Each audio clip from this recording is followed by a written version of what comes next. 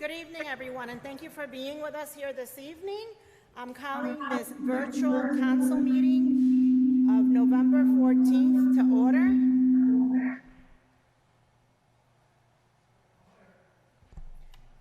Mr. Clerk, could you please call the roll? Councilman Clark. Here. Councilman Gale. Here. Councilwoman Hercules. Present. Councilman LeBron. Present. Councilman Mitchell. Councilman Mitchell. Here. Councilman Rosado. Present. Councilwoman Rossetti. Here. Councilman Sanchez. Present. Councilman Surgeon. You have a quorum, Madam President. Thank you, Mr. Town Clerk, and if you could all stand and join me for the Pledge of Allegiance. Thank you.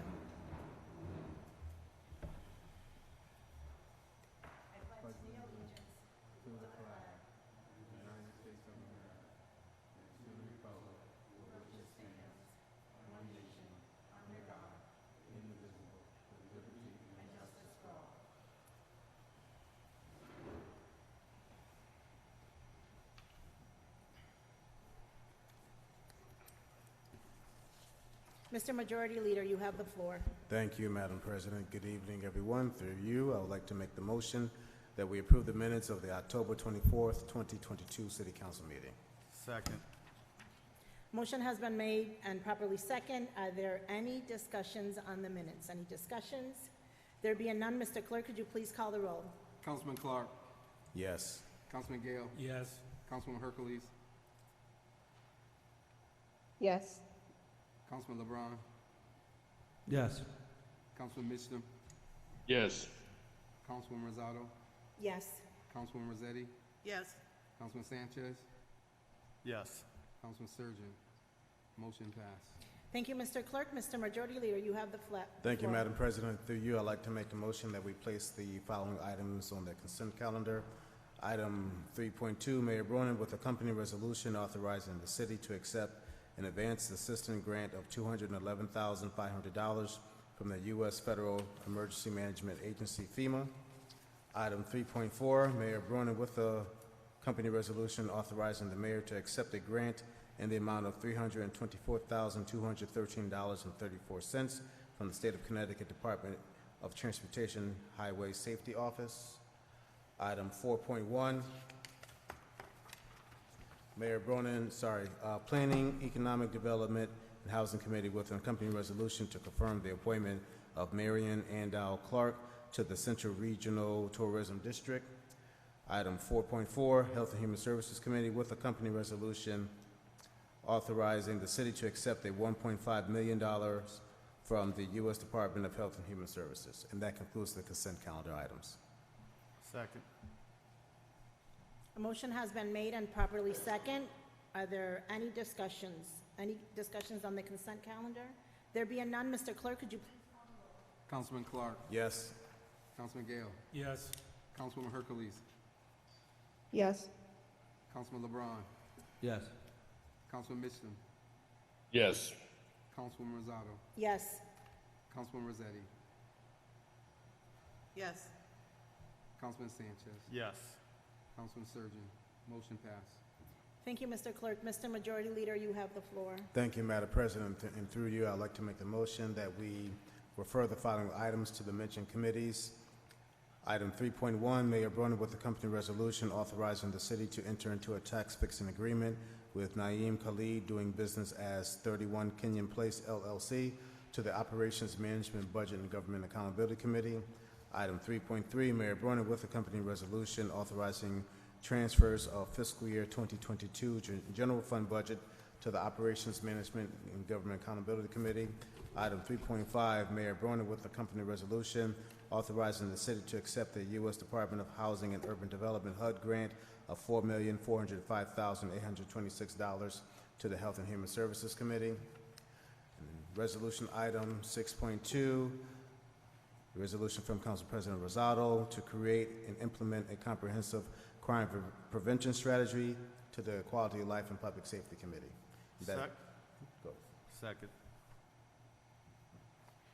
A motion has been made and properly second. Are there any discussions? Any discussions, any comments? So, resolution that Councilman Clark just talked about, I want to talk a little bit about this resolution that's being referred over to public safety. And I'm going to read just a couple of whereabouts and the resolves from this resolution. So one of the words is that Project Safe Neighborhood is a nationwide commitment to reduce gun and organized violent crimes in America by networking existing local programs that target gun and gun crimes and provide these programs with additional tools necessary to be successful. And where the goal of Operation Ceasefire is to deter gun crime, develop and promote community efforts, provide training for participants, and support other gun violence reduction strategies. The way to accomplish this goal is to continue building relationships and trust between prior offenders, community stakeholders, service providers, and our citizens. The City of Hartford Police Department reports that there is a high reoffense rate of 73% among violent offenders, and 75% of the suspects in gun homicides and non-fatal shooters have been previously arrested for gun-related offenses. And where it's an obligation of the city to address violence in a holistic way for the purpose of public safety in terms of harm reduction, aggravated violence, traffic incidents, drug-related incidents. And so now I am going to read the resolve of this resolution. And the first resolve is that the City of Hartford calls upon entities at a state and federal level, including but not limited to the Drug Enforcement Administration, State Police, and State Attorney's Office, to work in collaboration with the Hartford Police Department. And be it further resolved that the Court of Common Council will bring together a group of stakeholders that have pertinent information around data sharing for effective individuals who require holistic wraparound services and establish comprehensive metrics for success amongst related parties. And be it further resolved that the City Council of the City of Hartford, in collaboration with the mayoral administration, create and implement a comprehensive crime prevention strategy based on partnering with various organizations, included but not limited to community stakeholders and members of the faith community, neighborhood revitalization zone, business owners and residents, and combines deterrence with workforce training, employment, mental health, counseling, and other services to reduce gun violence and other offenses. So I'm really looking forward for this resolution to move forward and bring everyone to the table and discuss what type of strategies we could move forward to improve the public safety in our city. Councilman Clark. Thank you, Madam President. Through you, thank you for your resolution. I do look forward of hearing this in the Public Safety Committee.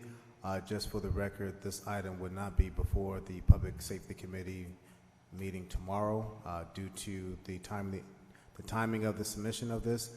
So our committee will take this up next month. These issues that we are experiencing in Hartford is nothing. It's not specific. It's not foreign. Sorry, to some of the other big cities that are experiencing an uptick in gun violence as well. And I think that this is a critical time that we need to work with our stakeholders and the members of the community, as well as the law enforcement agencies, such as the State Department of Pardons and Parole, as well as our State Attorney's Office, to really get to the crux of the matter and figure out a strategy on how we can actually curb this violence and put more additional resources into the community. So I do look forward to working with you and the rest of my colleagues to come up with some great comprehensive strategies to tackle this issue. Thank you, Madam President. Thank you, Majority Leader Clark. Councilman Sanchez? Yes, can you please add my name to item 6.2, which is the one you just shared with the public? Is your mic on? I can't hardly hear you. Yes, can you add my name to this item, 6.2? Thank you. Mine as well, Mr. Clerk. Council President, mine as well. Also, Councilwoman Rossetti, Councilman Gale. I want to add to the party, to the birthday party for 6.2. Put my name on it, please. Thank you, everyone. So with no further comments, Mr. Clerk, could you call the roll, please? Councilman Clark, Yes. Councilman Gale, Yes. Councilman Hercules, Yes. Councilman LeBron, Yes. Councilman Mitchum, Yes. Councilwoman Rosado, Yes. Councilwoman Rossetti, Yes. Councilman Sanchez, Yes. Councilwoman Sturgeon. Motion passed. Thank you, Mr. Clerk. Mr. Majority Leader, you have the floor. Thank you, Madam President. Through you, I'd like to make the motion that we receive the following items, and my apologies for going out of order.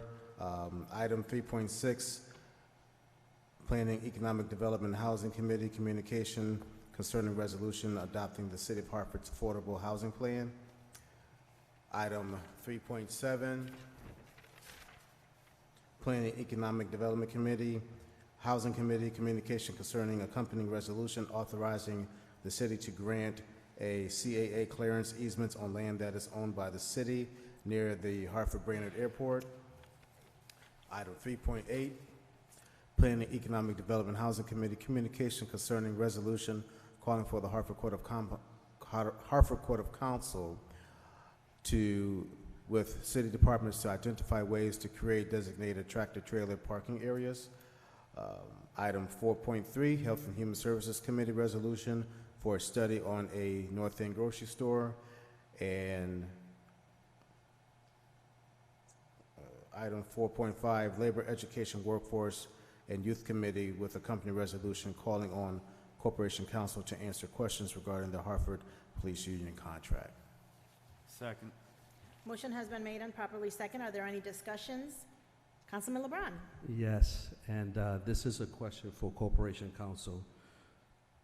Previously, we had favorably approved item 4.2, Attorney Rifkin, Health and Human Services, and I just want to see, in your opinion, this item is looking to be moved to postpone. What would be the conflict of receiving this prior to a public hearing?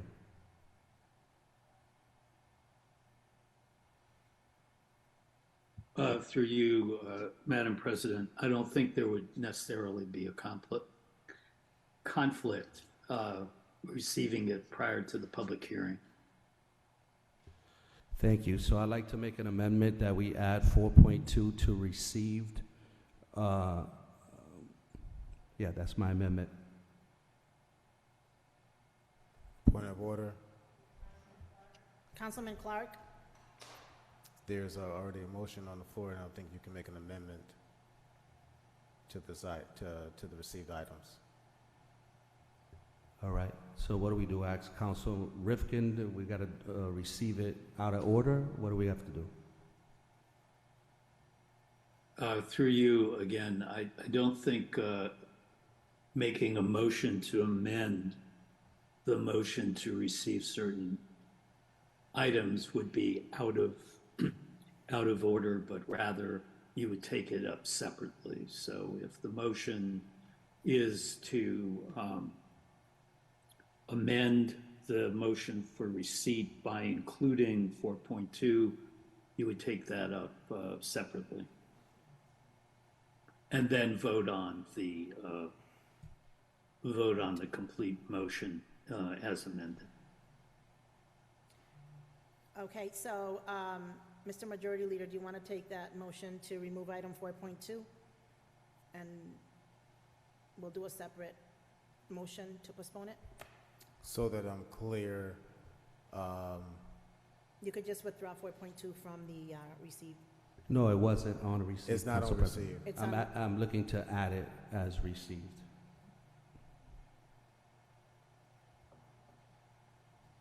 so we would remove it from postpone. Okay. So, all right, I'll wait for you to. Yes, so, I'm sorry. Yeah. The way I understand it, if you merely voted to receive this, the item 5.1, which is the action to adopt the ordinance, would need to be postponed because, in fact, there has not been a public hearing yet on the ordinance. The act of merely receiving 4.2 is to acknowledge that the Health and Human Services Committee talked about this item.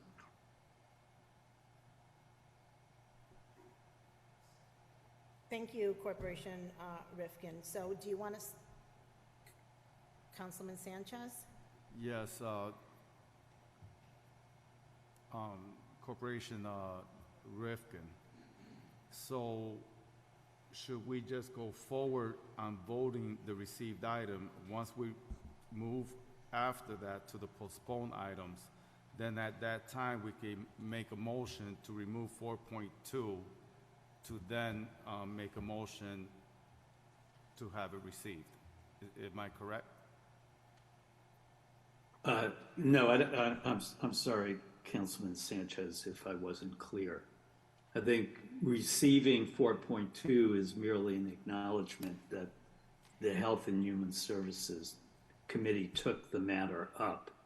But the action item, which is 5.1, would need to be postponed because the actual ordinance would not be properly before the committee until after the public hearing is held on the ordinance.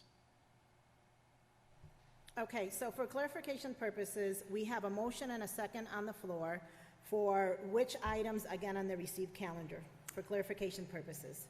Through you, Madam President. Yes. For clarification purposes, the motion I made was to receive items 3.6, 3.7, 3.8, 4.3, and 4.5. That's the motion that's on the floor now. Okay, so item 4.2 is not part of this postponement. Not at this moment, no. But we Okay. have a motion to amend that's pending that would add 4.2 to Majority Leader's motion. Okay.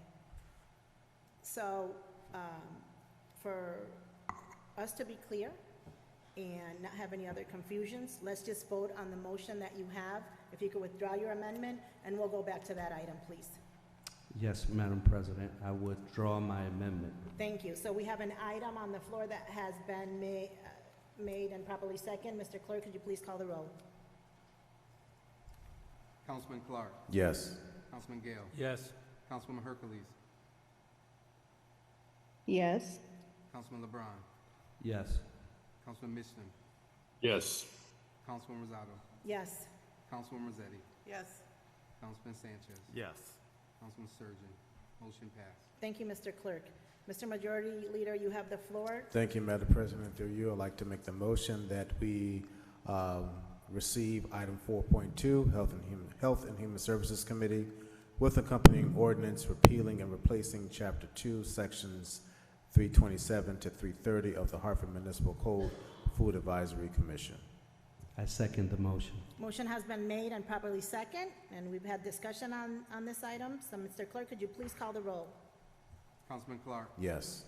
Councilman Gale, Yes. Councilwoman Hercules,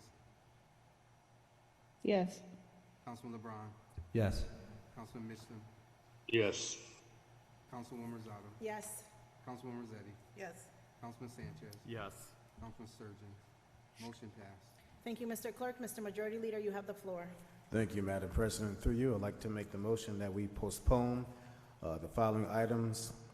Item 5.1, Mayor Bronin with accompanying ordinance repealing and replacing Chapter 2, Sections 327 to 330 of the Hartford Municipal Code. Item 5.2, Mayor Bronin with accompanying ordinance making general fund appropriations to reflect project costs relative to public improvements in the McDonough Middle School.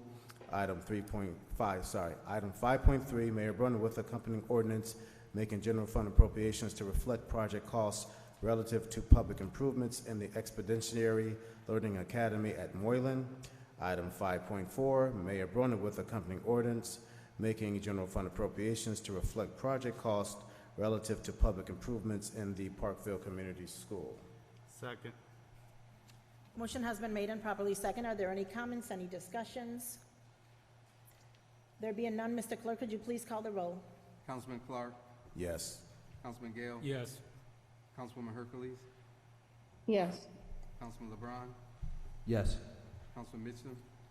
Yes. Councilwoman Rosado? Yes. Councilwoman Marcetti? Yes. Councilman Sanchez? Yes. Councilman Surgeon? Motion passed.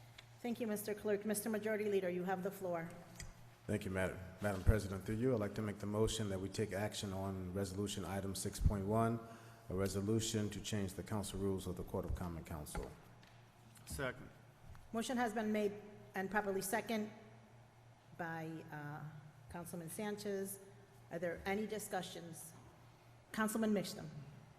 Thank you, Madam President. I would actually move that we send this item to OMBGA for further discussion.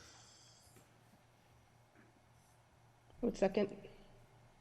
Are there any other discussions?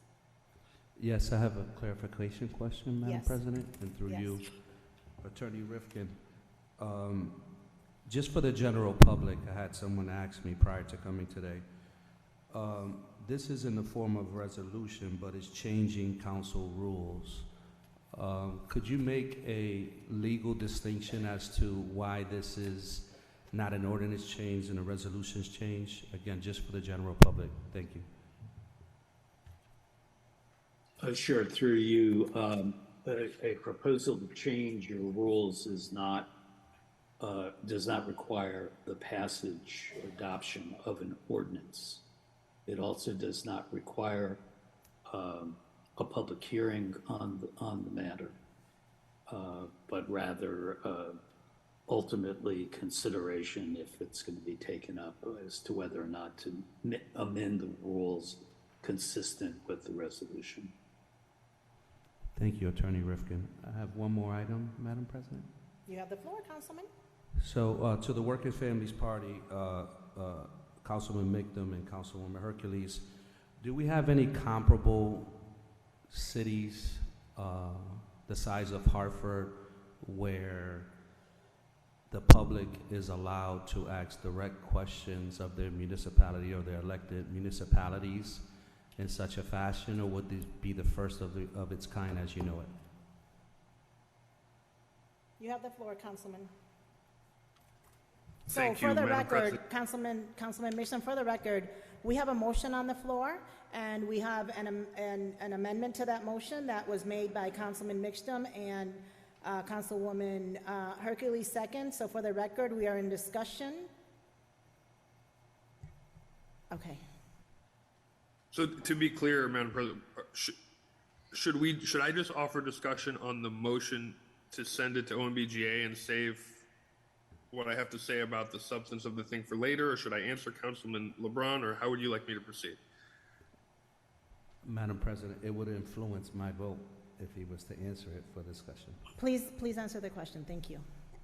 Thank you both. So, Councilman LeBron, through you, I don't have in front of me, but I know that a number of cities do allow this kind of procedure. I did not look for cities our size, but I know, for example, Minneapolis, I believe Toledo, I think Los Angeles. Certainly, if we could discuss it at committee, I could come with more information to explain it. It's certainly not a novel idea.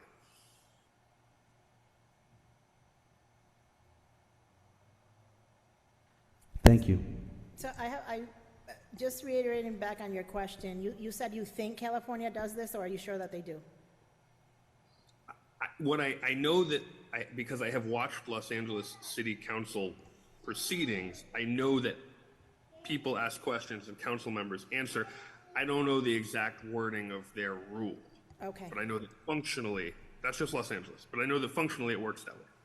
thank you. Is there any other further discussion on the motion? Councilman Mixtum? Sorry, so as to the motion only, to OMBGA, it's obviously, as Councilman LeBron's question reveals, it's something that we could discuss, right? I put this forward, Councilwoman Hercules and I did, but it's certainly, maybe there's some changes, some adjustments that could make this more palatable. Maybe folks want to weigh in on it, folks in the community. And it usually is our custom to send such things to committee. Certainly, there's no urgency on a rules change, so it's not like we have to rush. So for all those reasons, I would say there's no harm in sending it to committee and giving it a full fleshing out. Thank you, Councilman. Are there any other comments? Mr. Clerk, could you please call the roll and please clarify on what we're voting on right now? This is the motion to move the item 6.1 to OMBGA. If you could please call the roll. Councilman Clark, No. Councilman Gale, No. Councilman Hercules, Yes. Councilman LeBron,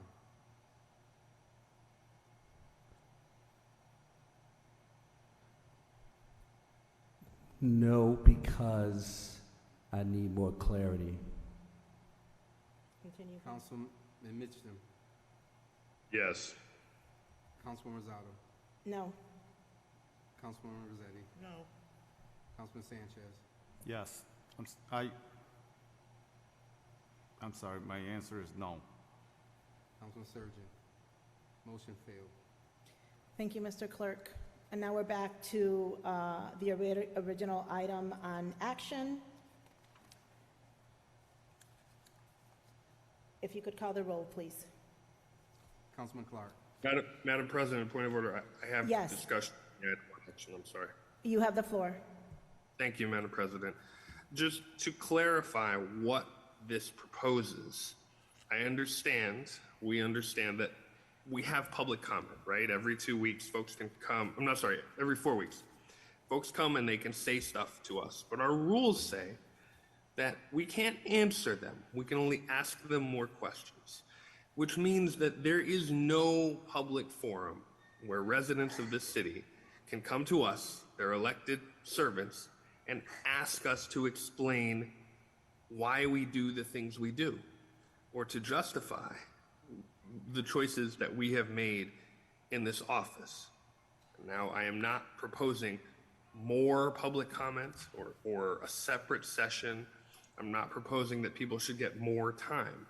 I'm simply proposing that if someone wants to come here and they want to ask a question, let's say, of me, they can come up and they can say, Councilman Mictum, I have a question for you. Why are you such a dope?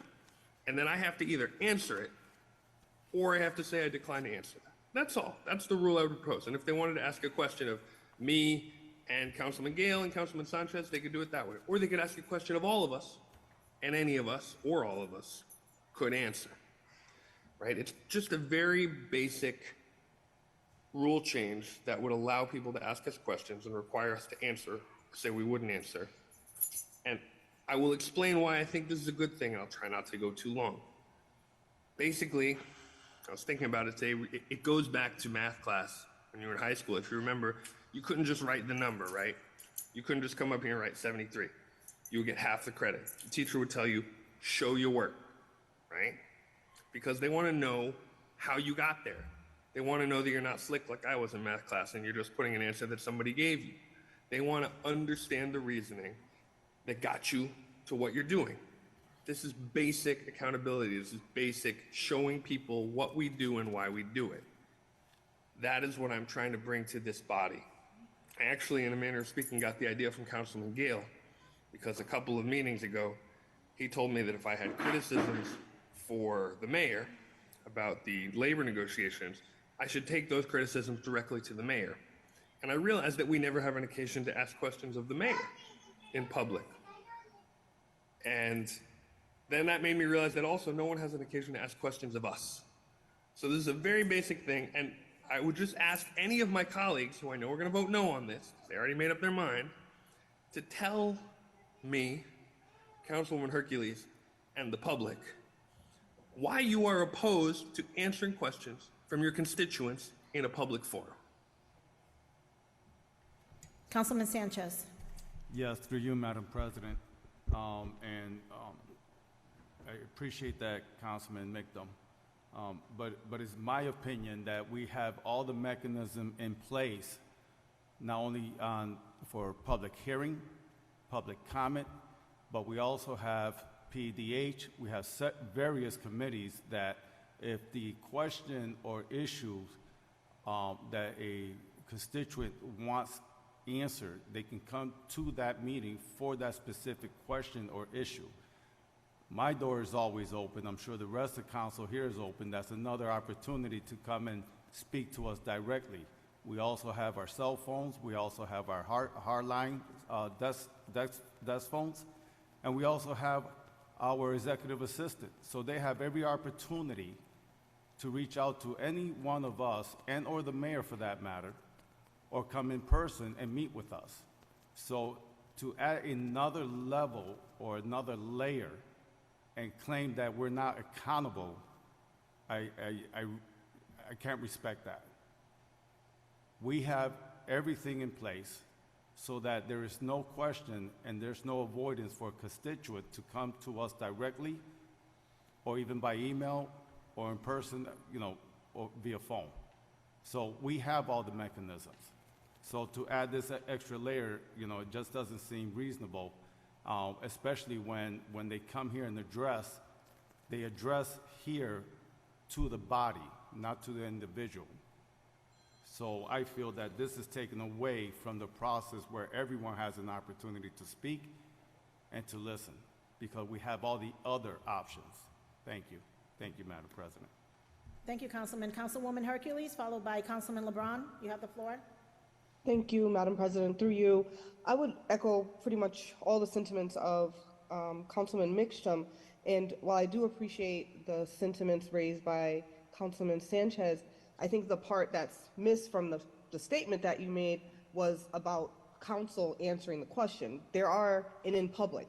So there are, as you stated, many mechanisms for the general public to reach out to us, but this resolution, I think, would be another tool in the toolbox to foster further transparency and accountability, because as it stands, there isn't a public forum where the whole council has to answer questions from the public, as Councilman Mixtum said. And so I think we're looking at two sides of the same coin. So yes, they can reach out to us and ask us questions, but this would make it so that we have to answer those questions. And if we need to change it so it's, the questions raised to the whole council body and whoever wants to answer the question, then fine. I think that's just semantics. But I think the function of this is to foster further transparency, which I think I've heard everybody on this body agree that it's an important thing for us to have as we try to encourage further engagement from our constituents. Councilman LeBron. Yes, and through you, Madam President.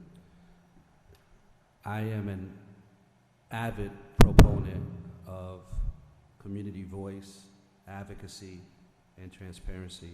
I think what would have helped here for me is to have some historical precedent across the country. Although I believe Hartford is innovative in a lot of ways, this was something that I would caution, and I'm gonna give you two reasons why. The first is I remember testifying here, actually it wasn't here, it was at Buckley, for a public comment as a young community organizer. 19 at the time, I was 19. I was a Cub Scout troop leader. I would argue that that is also a community organizer. And I remember asking the city council at the time to allocate funds for my initiatives that we were making in Westbrook Village. And I asked the question of all of council, not expecting an answer, but at the time, Councilwoman Arjo Wentz decided to answer. She selectively decided to answer, and as a result, we allocated funds to create a pilot program across the projects, all the projects in the city of Hartford, to move the Cub Scout Troop initiative. So there is the possibility of the community asking questions. It is up to us if we decide to answer. Now, going back to this proposed resolution, I believe that this opens up a dangerous Pandora's box, and that we would have an opportunity for everyone to ask any of us anything at any time. And because of that reason, I don't think it's feasible or that it makes sense under the current construct of the language that was written. So, A, folks can still ask questions of us in public as a council body, and if we decide to answer, that's up to us. And B, I don't believe that this is the right way, and I don't think if we were to vote yes on this, we would be able to close the Pandora's box. That's my opinion. Thank you, Council President. Thank you, Councilman. Councilman Gale? You have the floor. Yeah, thank you, Madam President. I want to echo a couple of the comments from Councilman Sanchez and Councilman LeBron, and just reinforce them. To the concern that the public needs to watch the process so they know how we're thinking, I think Councilman Sanchez made an excellent point.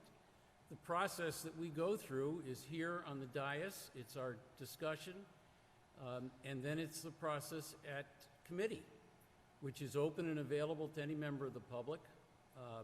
And in fact, in many committees, public comment is actually taken during the committee meeting, something that perhaps we should expand on, very much like we do here tonight at Council. To Councilman LeBron's point about caution, I think that is absolutely the number one reason why this is an incredibly bad idea. I think this is perhaps comes from a good point, but it's a very ill thought out proposal. And I don't know that it would produce the desired result in any way, shape, or form. We know that there are certain members of the public that appear here all the time. And it's clear in my mind that there would be a number of people who would appear here all the time asking questions all the time, which isn't going to necessarily lead to any greater understanding by the public of what's going on. And the whole process would be so ripe for political abuse, for sending in planted questions to try to embarrass a council person or force an issue. I simply can't vote for it, and certainly hope that it doesn't pass tonight. It's not going to add anything beneficial as near as I can tell. Thank you. Thank you, Councilman Gale. Assistant Majority Leader Rossetti? Thank you, Council President. A quick, on my phone, scan of the Los Angeles City Council rules as of amended January 2019. I don't see that people can speak. There is some addressing of that, but more so to my colleague and others, pre-discussion, I think some type of change to uniform rules of committee, which I find personally very robust, and I belong to, I chair a committee, I belong to two others. I try to go to most committees most times, and certainly will be doing more in person again. I find that would be an absolute way, because we'd be addressing issues that were presented, and I think that's really, if that's really what we want to get at, that's what we want to talk about. So I think maybe adding another public comment, but I believe that's by charter. I know when I served 20 years ago, we did have 2 public comments, but that was, again, by charter, I believe. So I think there's ample opportunities as presented by my colleagues. Thank you. Majority Leader Clark? Thank you, Madam Chair. Much has been said already, so I don't want to repeat what my colleagues have said. I'm a fan of committees and the fact that most of our work is done in committee.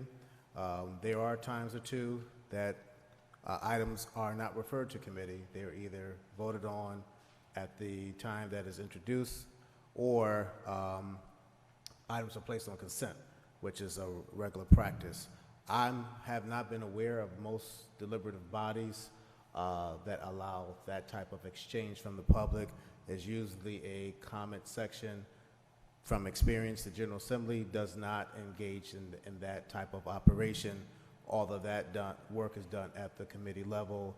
And then also, too, if we take a look at the model that our United States Congress, the House and the Senate has as well, we follow the same practice, even on the private level with, private nonprofits or even public nonprofits or quasi agencies.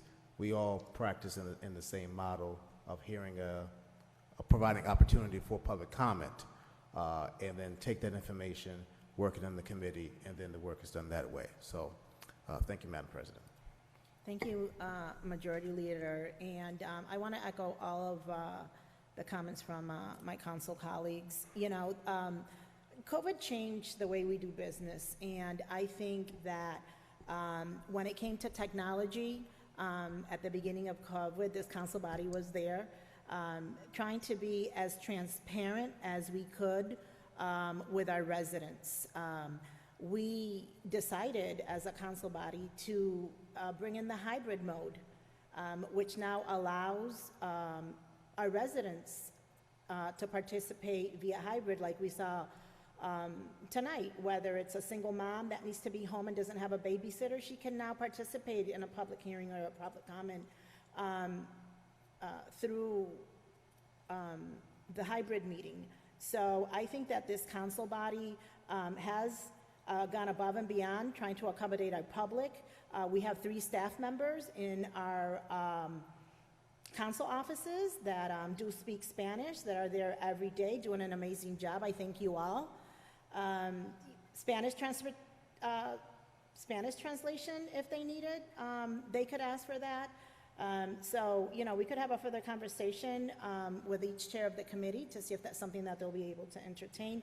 But I cannot, again, based on all the comments that my council colleagues said, entertain this resolution. Are there any other comments? Councilman Sanchez. Yes, thank you through you, Madam President. So, as I recall, I've been on council for 7 years, and I recall many a times where we have engaged in a Q&A between our constituents and this body, especially when there's a major issue going on within the city that we're not aware of.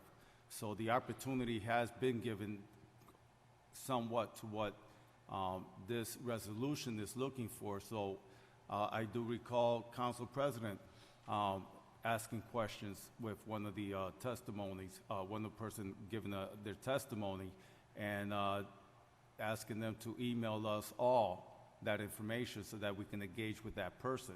And it's not, and again, this has been several times, so I just want to make, just to remind everyone, that has been done. So this resolution, in my opinion, is not necessary.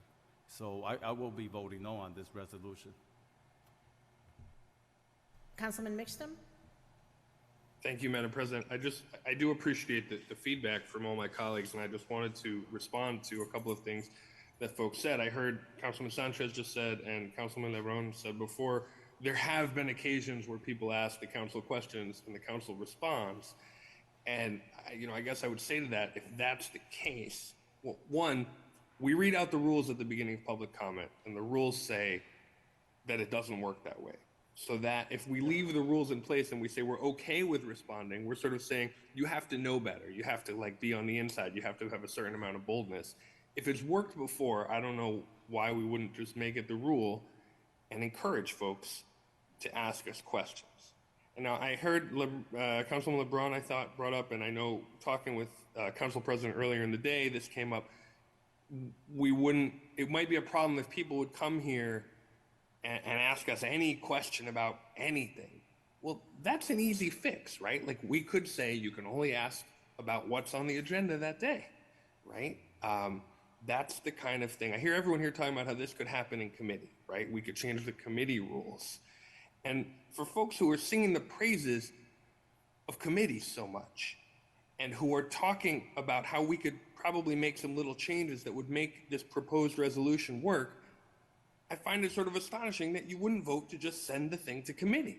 I mean, we're having a committee meeting here where we're discussing ways that this could work, except no one wants to send it to committee, and now we're going to vote it down.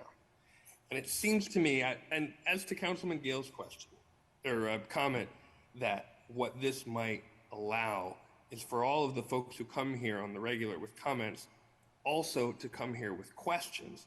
That's exactly what I'm talking about. I can't imagine anyone on the dais or along from home would have any problem with answering a direct question in public from Hyacinth Yenny or Raquel Calderon or Leslie Hammond or anyone in the city. And frankly, if anyone here has a problem answering a direct and relevant question from a city resident, that's a problem for us. Like, we should be ready to do that, and we should be ready to do it in public. And frankly, I don't know what y'all are afraid of, but anyone can ask me something in public anytime in public comment, and I will answer unless the president cuts me off. Are there any other comments? There being none, Mr. Clerk, could you please call the roll? Councilman Clark, No.